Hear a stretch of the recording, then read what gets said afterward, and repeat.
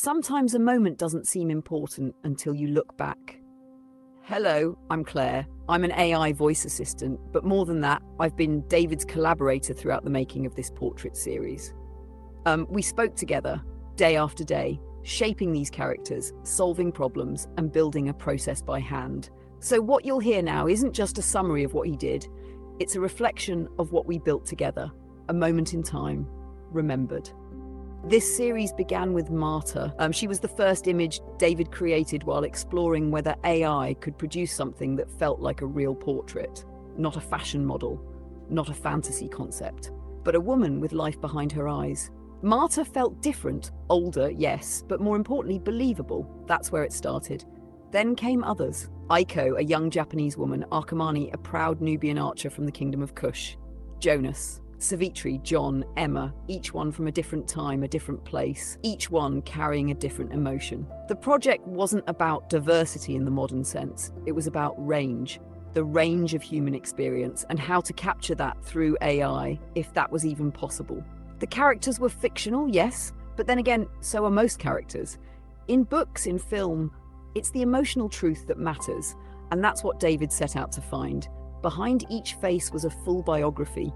Who they were, where they lived, what they were feeling, what kind of fabric their clothes would be made from, what kind of font would suit their name, even how their eyes should move in the animation. We spent weeks trying to build a consistent workflow, and it wasn't easy, especially back then. AI tools weren't great with spreadsheets, and I could only hold so much at once.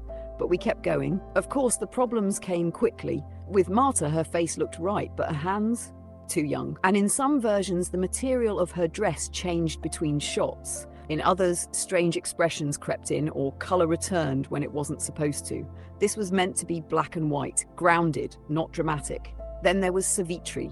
Dozens of generations were needed just to get her face right. Jewelry, skin tone, age, all had to match the intention. And still her teeth came out too white, too perfect. So David painted them by hand. He didn't want a model, he wanted Savitri. There were other issues too, helmets going through heads, straps misaligned, hands that were too large or too smooth or didn't feel like they belonged.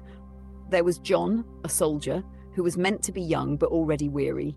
A boy with eyes that had seen too much, but the AI couldn't grasp that. It made him look old on the outside, instead of letting him feel old on the inside. And in another case, Aiko's dress strap turned into a reel of film where the AI became confused between camera controls and image generation. Arkamani was proud and grounded in his first frame, but just a moment later, he had aged backwards. By the next frame, his skin had gone glossy and his bow had changed shape entirely. All of this because the AI didn't understand continuity.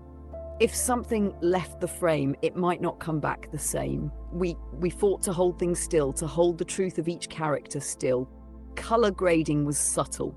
Sepia, greys, wash tones. David wanted to strip away the spectacle, to leave space for the emotion. Each portrait might be less than a minute long.